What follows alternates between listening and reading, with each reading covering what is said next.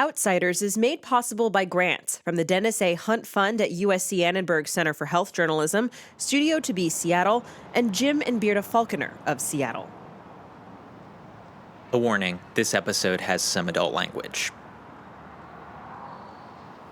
As summer turns to fall, an encampment under the 4th Avenue Bridge remains the most visible sign of Olympia's struggles with unsheltered homelessness. Because of where the camp sits along the water, you can see it from all over the city. 20 or 30 people live there, using the bridge as shelter from the rain. Jessica, who we've been following throughout this series, is one of them for a while, but she keeps clashing with her neighbors under the bridge. That's one sister that I just don't mess with. It all depends on how she's doing. At one point, I hear Jessica's left and now lives in some woods near the governor's mansion during a time when Washington's governor, Jay Inslee, is running for the Democratic nomination for president. Then people who live under the 4th Avenue Bridge tell me she's back under there, living under an event tent that says Dino Rossi for governor. I don't know if she's there, but she that thing that says Rosie, that's where she lives. Rossi, a Republican, ran for governor in 2004 and 2008. One day, I walk around for an hour in the rain looking for Jessica, but I can't find her. This is a period when I lose track of her, and I start wondering if I'm going to see her again. Around this time, a video starts circulating in Olympia. It's recorded by a woman in her 50s who lives in a home. She walks her dog under the 4th Avenue Bridge, filming with her smartphone. Good morning, everybody. How are you today? Simon and I decided to brave it. She later tells police she was drawn by all the attention on the encampment. 3 people come out of their tents and start walking toward the woman. You don't have our permission to record. You can turn it off. Please don't touch me. Okay, then turn your phone off. Leave her alone. You don't have our permission to record. Alicia, leave her alone. Okay, she can take the phone somewhere else. Alicia, leave her alone, please. Go. Bye. Do you have any questions? You don't have permission to record us. That's against the law. I'm just here to film, sir. Good morning. I'm a filmmaker, and I just film everything. Wow. And this is but you public don't have our permission to property. record. You haven't asked any of us if you can record It's us. public property, and I'm allowed to film. But you have to ask people to record. You're It's not a against the lawyer. law. You're not allowed to touch me. It's against the law. It's assault if you touch me. If you I'm not touch me touching again, you. I will call the police. You I just don't care. touched Call me. the police. It's against the law to record. Alicia, leave her alone. Thursday morning coming up here to do is record a bunch of fucking homeless people. I will ask you to to stop. sleep, right? No. Alicia, the woman who lives in the encampment who's upset, pulls the phone out of the woman's hand. The video goes dark. The woman who filmed it posts the video on YouTube and Facebook. Some people praise her for her boldness, for confronting the people they call trolls living under the bridge, where trash is piling up. Others say she was provoking what could have been a dangerous situation. As for Alicia, the 28-year-old woman who grabbed the phone, she was arrested and charged with felony robbery for taking it out of the woman's hand. I'm Will James. This is Outsiders. And in this episode, we talk about what happens to a city, its people, and its politics when homelessness becomes so visible. If you watch that video, you see a lanky guy with red hair and a goatee trying to defuse the confrontation. Leave her alone, please. That's Opie. For a while, he was one of the only people living under the 4th Avenue Bridge. Then, as we heard in episode 4, the city displaced people from a large encampment downtown called the Smart Lot. People are not going away, and all the city government wants to do is make them go away. Well, they're just moving to a different area. The stuff with the Smart Lot happened, and everybody went moving into the 4th Ave Bridge. So you got all the pushers, all the junkies, but they're doing them drugs because they're homeless. What are they using drugs for? So they can numb their emotions. You know, I have one girl out here that's, because of what her family put her through, the abuse from her mom, the abuse from her dad, she's out here and she's numb. She doesn't feel anything unless she's doing meth. So They're thrown out on the street, so their thought of being worthless is manifested through drugs. And I totally understand that. Opie used to be in the Army. Then he spent a few years in Arizona trying to balance his work as a massage therapist with an addiction to meth, until he almost died of an overdose. And I'm 10 years clean off the meth. Proud of it. He's been homeless the past 2 years since his marriage broke up. As the bridge camp grew, Opie realized he could do something. His corner of the camp is known as a place where drugs aren't allowed, except for weed. It's where people pitch their tents when they're trying to get over an addiction. Opie and his friends will help them through withdrawals and try to coach them through recovery. I've had multiple people come up to me saying, please help me get off of it. Tell me. And I tell them what they have to do. Opie says a lot of people relapse. Under the bridge, drugs are everywhere, just steps away. Plus, like he says, the drug use is usually covering up other problems like trauma and mental illness that are hard to deal with when you're homeless. But little by little, Opie and a group of others try to turn this encampment into something more, a community. Opie starts to see this work almost as an extension of his past life as a massage therapist, trying to help people heal. We're a very dysfunctional, messed up kind of family, but you learn what somebody's really like when you're living in the gutter with.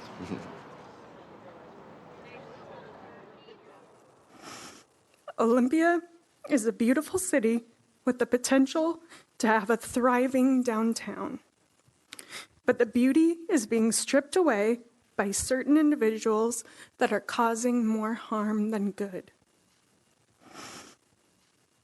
As Olympia has wrestled with a rise in visible, unsheltered homelessness, something else has changed in the city.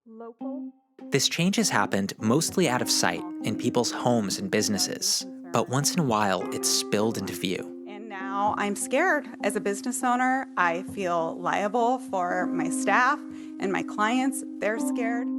At one point, a bowling alley near one encampment arranged the letters on its roadside sign to read, "Open season on tweakers."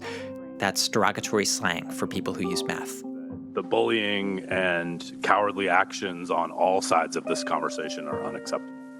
Then, one winter night, 2 security guards were patrolling downtown. Part of their job was rousing people from alcoves and doorways where business owners didn't want them sleeping. On this night, protesters, some wearing black clothing and masks, surrounded the security guards, stopping their patrol. The protesters called the guards' actions criminalizing homelessness, hassling people who are trying to survive. Police ended up escorting the security guards away from the scene. Afterward, their security company canceled its contract. City council members condemned the protest. That is not advocacy or activism. That is terrorism. All around this liberal West Coast college town, opinions about homelessness are hardening. And later, all these feelings and politics end up converging around the 4th Avenue Bridge and deciding its fate. In the middle of all this, an essay appears on the publishing site Medium that gets a lot of attention and seems to crystallize a lot of people's feelings. Again and again, people in Olympia have told me they used to see themselves as progressives, but their feelings about homelessness have caused them to rethink their politics. And this essay is by an Olympia woman who says she went through a similar political transformation.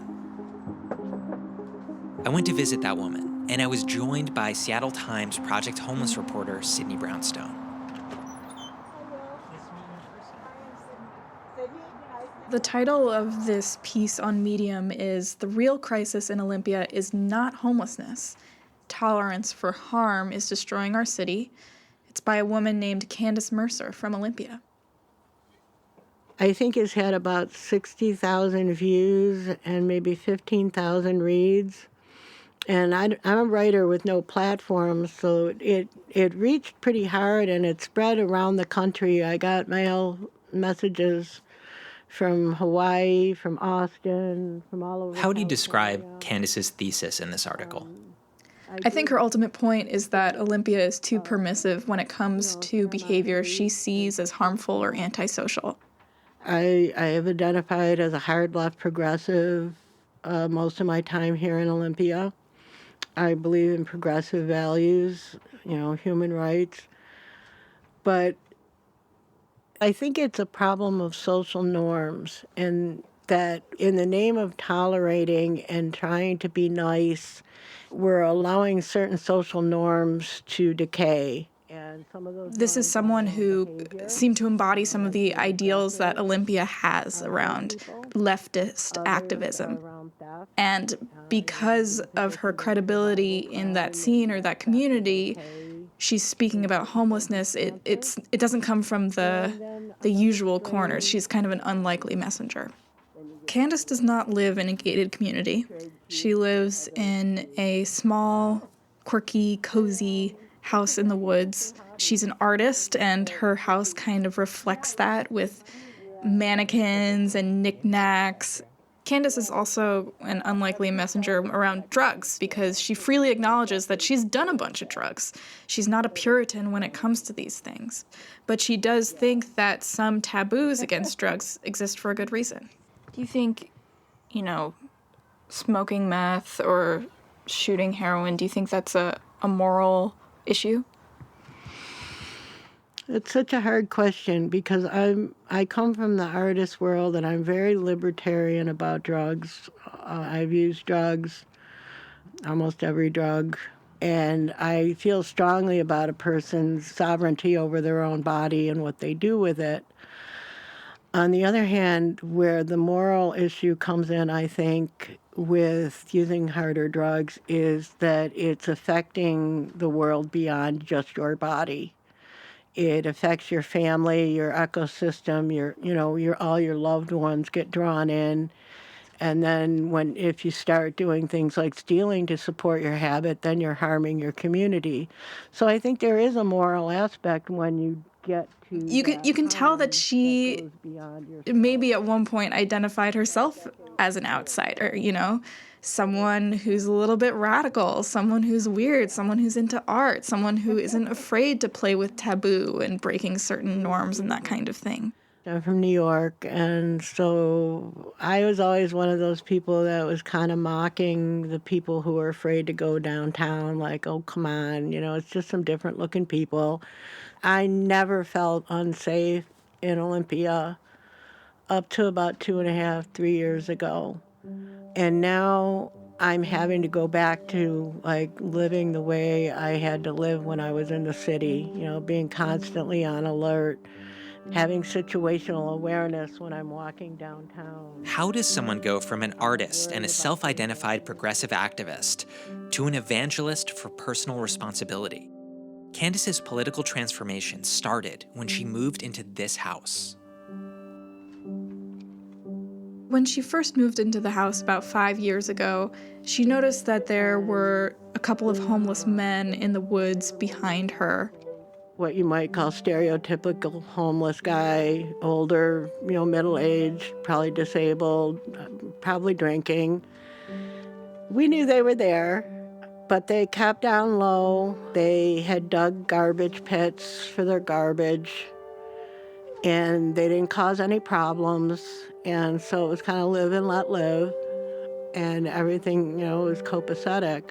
But as homelessness grows in the city, more and more people are drawn to that area, and there's suddenly a larger group living in the woods behind her house, and Candace sees that group very differently.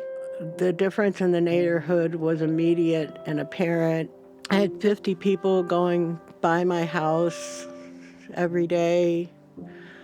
Stuff started getting stolen, petty stuff for me, yard stuff out of my shed, yard tools. She says that people are walking their dogs around the neighborhood and they start finding syringes on the ground. My neighbors had men being aggressive to them. Another neighbor who's kind of isolated, people were coming onto her property 24/7 to get water and steal her power, to charge things. And so she would just catch them in her yard at all times, and it was very invasive and violating. As all this is escalating, the city of Olympia announces it's going to build a project a 2-minute walk from her front door, And it's going to be apartments for chronically homeless people where they'll have caseworkers helping keep them housed. This is called permanent supportive housing. And there's also going to be a low-barrier shelter attached to it where people can spend the night even if they have substance use issues. So Candace decides that she's going to write about this project for the local progressive newspaper that she's written for before, Works in Progress, and wrestle with some of her experiences with unsheltered homelessness in her own neighborhood. My plan was to start very micro with my experience with having the unsanctioned camp. I started getting resistance pretty quickly. They ended up running the piece as an opinion piece, even though it was pretty much 90% primary source material. And then after that, I was asked to not write on the issue anymore. Whatever I wrote must have caused some offense somewhere to someone. She feels rejected by that. But she also starts getting more vocal about her views on other platforms. I would have a lot of conversations on Nextdoor. It's kind of like a message board for neighbors online, where she also gets pushback. I would start to post things, and I would start having anxiety, in my chest, like real physical anxiety. There was a real sense that there were things that you could not talk about around homelessness. You just would get shut down or shamed. To suggest that drugs might be part of the problem was verboten. By who? Well, just the general kind of political vein. Like, people were trying to deny the reality, making excuses for the behavior, calling theft survival crime.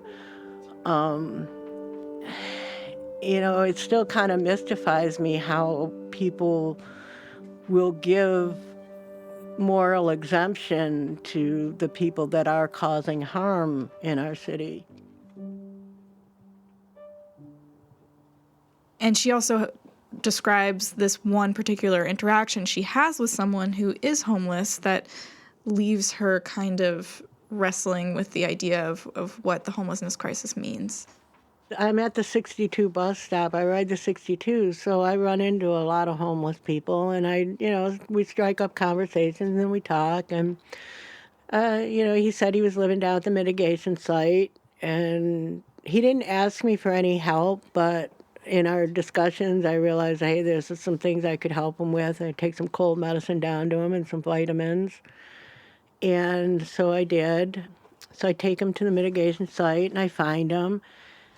And, he hugs me. He's, thank you. He's like, hey, man, you want to buy any power tools? Or I got phone chargers. I got all types. They're new. And it just sent me on a roller coaster of emotions. Like, You felt like you were starting to make a connection with this person, and then you thought, oh, wow, he stole a bunch of stuff? Like, was that the roller coaster? Well, yeah. And I mean, it doesn't negate that I did something nice to help him. But then I guess, the idea that I was helping someone who had been stealing and thus harming other people, it's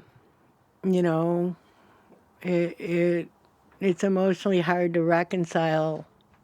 And I think for a lot of Olympians, that's where the heart is starting to close, because they're starting to feel taken advantage of. Candace decides to put a lot of these observations that she's been wrestling with into the public. She writes the Medium post. There's a very strong reaction to it from both sides. Some people she feels kind of immediately reject her. Some people she used to consider friends and allies on the left. On the other hand, she's embraced by people who see this crisis in town not as a homelessness crisis, but a criminal one. And that gives her a following on the Facebook page, Olympia Looks Like Shit. This is a Facebook page where people express their disgust and frustration at the sight of homelessness. Some are venting or processing what they see. Others call homeless people rats and advocate letting them starve or overdose. I asked Candace about those posts. I'm wondering, like, how you feel about the tone of those conversations. Or that language in particular, kind of junkie, tweaker, zombies, vagrants, ferals. I think I don't think it's helpful. I think it's where people are at. While there are people that are inflammatory about it, it's not everyone, though I do recognize that there are people who are extreme about it, and I think they need to be shut down and shown that it's inappropriate. For the most part, I think it gets a bad rap because people think that it's a hate group or that the people there all hate homeless people. And that's not true. A lot of the people who are on the site have experienced homelessness themselves or have a family member who has, or the same with addiction themselves or a family member. So a lot of people there are well in tune with what those issues involve. And, I actually get mistaken for homeless a fair amount on the streets because I'm kind of shabby looking and I wear a hoodie and I have a little cart for my groceries. So, yeah, I've been poor pretty much my whole life. And in some ways, I identify a lot more with the people that are on the streets as opposed to other places where people are dressed well. Do you have any personal experience with homelessness or housing instability? Yes, actually. I'm disabled. I have been disabled since around 2002. I'm diagnosed with fibromyalgia and chronic fatigue. I also have PTSD and, related mental health conditions, like anxiety and depression, which are also related with the chronic pain and fatigue. So I've been almost 20 years disabled. I'm on Social Security disability. And I cannot get any help with my housing. My housing costs up to this year were 90% of my income. Now my rent just increased. And so right now my rent is 105% of my income. And so I'm running a GoFundMe. Right now it's the only way I can stay housed. And so I supplement with other safety net programs, but I have to just have incredible fiscal discipline to stay housed. And one of the real problems and inequities with the system in Olympia right now is it's almost impossible to get housing assistance unless you're homeless. So for me to get any help, I would have to go homeless, and I can't be homeless. Because Candace is dealing with a similar set of struggles, it almost makes her more confident in her views. Here is someone who drew on her inner resilience and resources in order to make it through. And when we ask her, do you ever wonder if you might end up homeless? She just kind of says, I would figure out a way. Her experience on the margins of society thus far have given her a confidence in her ability to work things out no matter what. If you just look at property crime rates in Olympia, for example, those crime rates, they actually decreased between 2017 and 2018. But crime rates don't tell the political story and the kind of emotional and psychological story of what's happening in Olympia. I guess there's a difference between homelessness in the abstract, just reading about it, seeing it on TV, and when it actually shows up literally in your backyard. That presence can fracture previous political alliances. It can make people who identify as one way really question their beliefs. And that's happening in Olympia, and I think it's happening up and down the West Coast. Coming up, opinions about homelessness converge on the 4th Avenue Bridge, the encampment where Jessica and Opie and 20 or 30 other people live. That's after the break.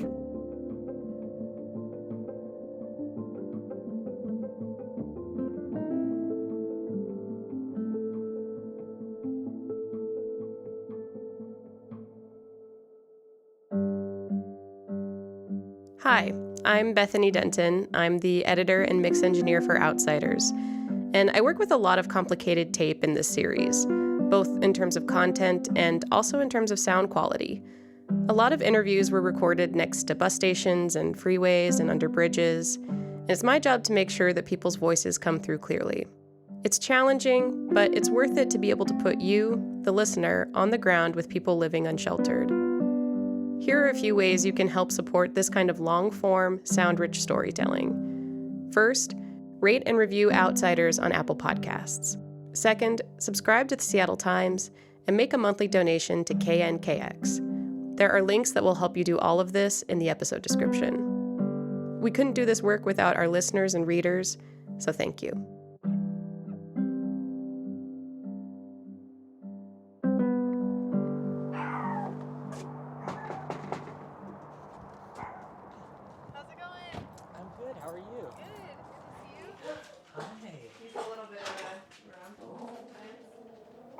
And just kind of say who you are. Meg Martin, co-executive director of Interfaith Works Homeless Services. Did you read that Medium post by someone named Candace Mercer? Mm-hmm. Whenever that was, this summer or something? Basically, the idea was like, I'm a progressive. I see myself as a progressive, but I'm really frustrated, and this is actually all about behavior. Mm-hmm.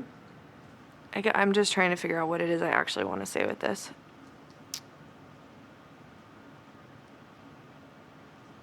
Candy's my neighbor. So, Are you serious? Yeah. I didn't realize that. Yeah, it's hard. It's okay. We last heard Meg in episode 1, presiding over a memorial for a man named Duke. Turns out she lives a block over from Candace Mercer. Meg's been a crusader on homelessness here for a long time. She helped open a shelter that allows people in with drug and alcohol problems. And to do that, she had to overcome a lot of opposition. And there was a lot of fear in the community. Her organization is actually going to run the shelter planned for Candace's street corner. Meg's perspective on homelessness is very different from Candace's. I very strongly believe that people's behaviors exist within a context of their environment. And I believe that as a community, we are going to feel continually let down and continually frustrated with our inability to change people's behaviors until their environment changes. But what I've thought about a lot recently is that with the visibility of folks on the street being so prominent, our entire community has been essentially non-consensually bearing witness to extreme amounts of human suffering. And that wears on you. The vitriol and the fear and the really intense things that are sometimes written from behind a screen are all very clear signs of burnout. I mean, we live in such a compassionate community. I know that that's true. I've seen it in so many different ways. Meg says people in her field dealing with homelessness all the time, they check on each other, help each other avoid burnout, which she calls compassion fatigue, and what she calls secondary trauma, the idea you can get traumatized from dealing with other people's trauma. And at some point, she realized all her neighbors in Olympia, neighbors like Candace, they don't have that training or those resources. I choose this work every day, but business owners downtown, people driving by, housed residents who feel too afraid to come downtown, they don't have that support. I feel like we've gotten to a place that goes beyond just providing information and education. We need to figure out how to heal. Because when we don't, when people get oversaturated, they go to typically what I see is two kind of extremes, either to this place of apathy and sort of nihilism almost, where it's like, well, nothing we can do anyway.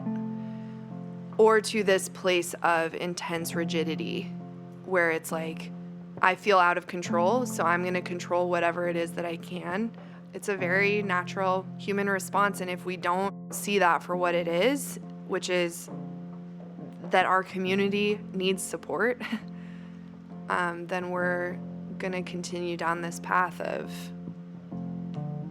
blaming, again, that hyper focus on the individual, blaming the business owner, blaming the service provider, blaming the person on the street.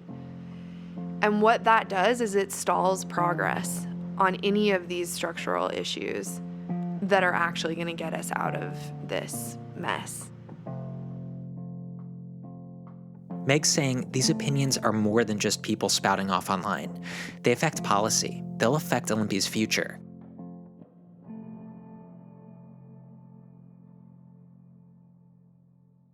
Where Meg finds hope is that Olympia's actually having some of these conversations in a way a lot of other cities aren't. For months, the city government has been convening public forums for people to air their feelings. These meetings are supposed to help the city shape a master plan on homelessness. Cheryl Selby is Olympia's mayor. So here we are on a Saturday morning, continuing to grapple with one of the most difficult issues, certainly of my time. These gatherings often happen in school cafeterias. People are sitting around lunch tables with coffee and paper cups.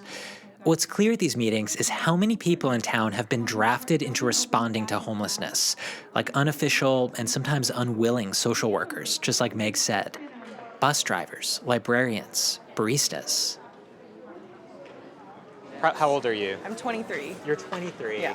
You do have blue hair, as you pointed out. And so I kind of had you pegged when you sat down. Raven Yamada is about a year out of college. She works at a pet supply store downtown. I didn't know the guinea pig's name. I show Raven a picture of Jessica, who at one point had a guinea pig. Raven says she used to give Jessica guinea pig food. So we do have a box of free samples that we give out to them, but we've started to be a little bit more on the cautious side because it's attracting more and more people, and we're not able to handle that kind of stuff. So we're trying not to encourage that. I graduated from Evergreen in 2018, and I had a lot of opinions that I kind of formed there. I started out with a very let's welcome them in, help everybody do whatever you can and use all the resources we have, use all the money we have. But at this point, I'm starting to become a little bit more conservative, and I am starting to see more in downtown, see more incidences where I don't feel safe all the time. I do actually carry mace on my keys, and I have my pocket knife on me at all times. City officials gather all this feedback. After 20 forums, they say consensus is building around some issues, like the need for more housing and beds for mental health and substance use treatment. But they say a divide remains over what the city should do about unsanctioned camps, like the one where Jessica lives, under the 4th Avenue Bridge. They have a fundamental human right to be secure in their shelter where they're at. And any action to forcibly evict these people is a serious human rights violation. People think they're being compassionate. The concept of having unsheltered sites is inconceivable. There's people that are participating in a drug culture that runs rampant. And then a moment arrives when the city has to decide. What's your understanding of where things stand today in terms of this camp and its future? Well, we know that we got the eviction notice.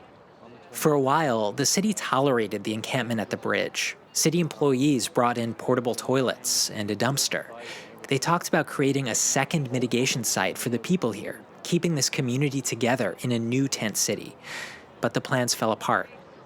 And one day, people under the 4th Avenue Bridge got notice the city planned to sweep the camp. They say a tent caught fire and burned next to some propane tanks. The water under the bridge has tested positive for bacteria from feces, and people digging near the bridge's base could threaten its safety. But instead of going along with this sweep, residents of the camp decide to fight it. They're led by Opie. I stood up and said, I'm not moving. I'm not going anywhere. Why should we be moved out of here when we need a place to live? the same thing everybody else deserves. Residents of the camp and some advocates with a group called Just Housing have been talking with city council members. They say many of the people who are causing problems under the bridge have left. At the last minute, their cause gets a boost. Leaders of local churches say they'll sponsor the camp and help the residents create a governance structure and maintain order.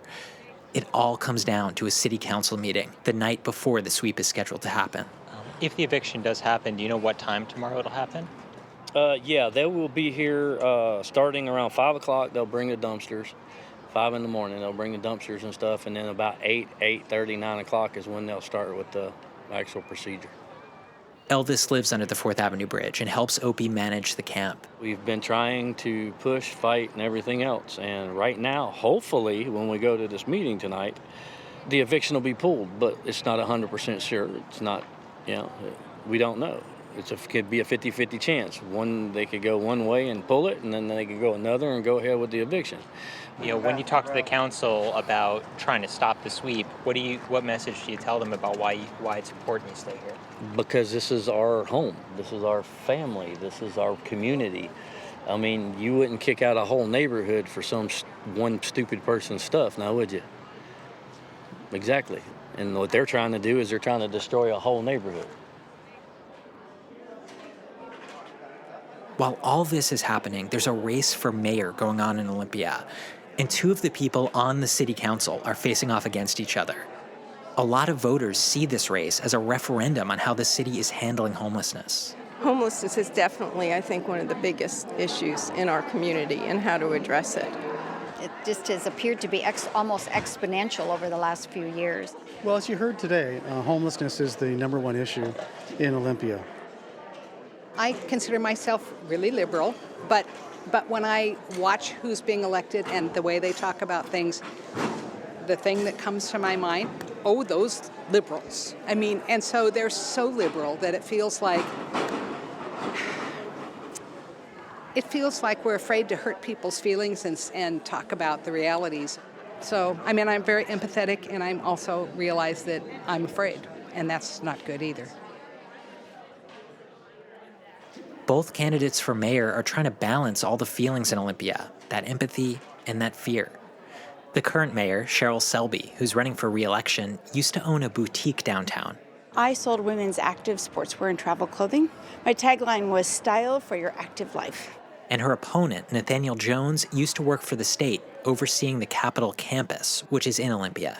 I was responsible for managing the infrastructure, the utilities on the Capitol campus, as well as the grounds and the security as well. As city council members, both have a say in what happens to the camp at the 4th Avenue Bridge, and voters are watching what they do. Good evening and welcome to the Tuesday, September 10th, 2019 business meeting of the Olympia City Council. There are activists who want the camp to stay, frustrated residents who want it to go. Somewhere in the audience at this meeting is Opie, who lives at the camp. I am on the record as not supporting that site for any kind of camp. Right away, Cheryl, the mayor, says she wants the camp cleared away and the people there moved to managed places like Olympia's mitigation site. But she's willing to give a temporary reprieve to see how this new arrangement with the churches works out. Then Nathaniel proposes something totally different, keeping the camp in place as long as it takes to find a better location, removing all threat of a sweep. As proposed, the city would simply empty the camp. In this scenario, the bridge campers will likely relocate to downtown streets and into neighborhood greenbelts. I don't see how that's an improvement. This proposal just pushes people around. It takes Olympia back to the days of whack-a-mole enforcement. There's no progress in this, just repeated scuffles and police action. That cycle must be brought to an end. So we're not entirely surprised by this motion. You did put it out on your campaign materials and Facebook such. Cheryl echoes Candace Mercer. She says people have to be held accountable for behaviors that are harming Olympia. So you talk about respect and accountability. Well, that's a two-way street. You demand respect and you demand dignity, but that's a two-way street. We need it back as a community. The people of Olympia elected us to provide leadership for the greater good of the whole community, and I don't intend to relinquish that responsibility, and I'll be voting against this motion tonight. This goes on for an hour. With winter coming, we find ourselves up against a wall. We can't have vulnerable people out in the cold. If this motion passes, we'll be caving in to the demands of a vocal minority that does not represent the best interests of this city.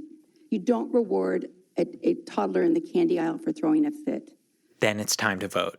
All in favor of the amended motion, say aye. Aye. Aye.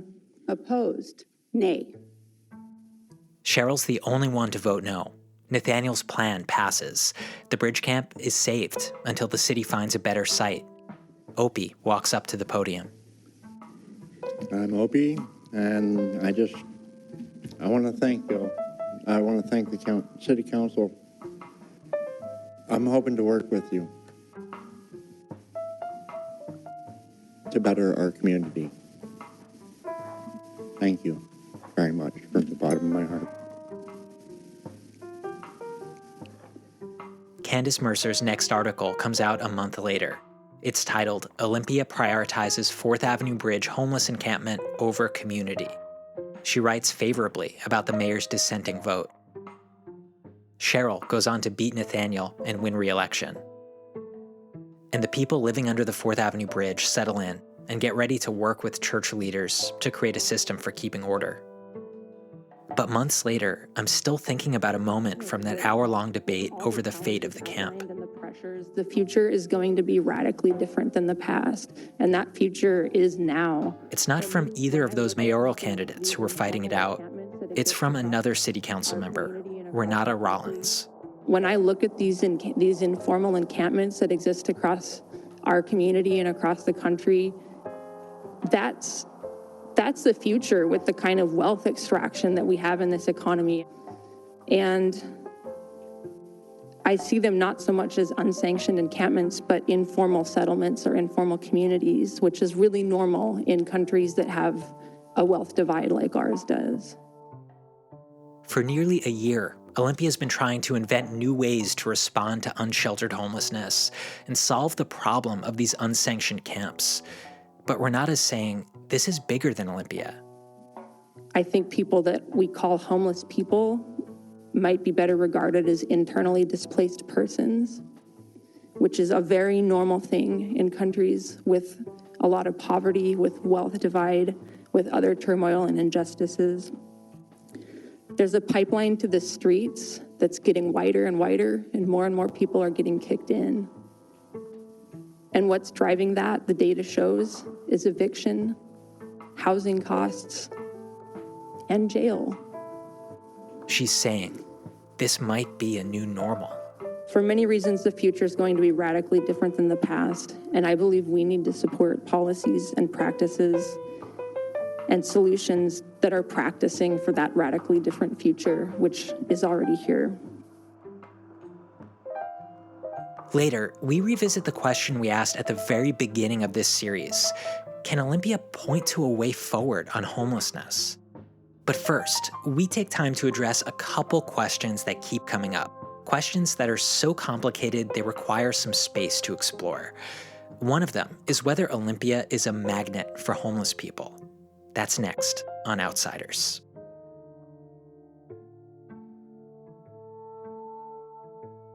Outsiders is a collaboration between KNKX Public Radio and the Seattle Times Project Homeless team.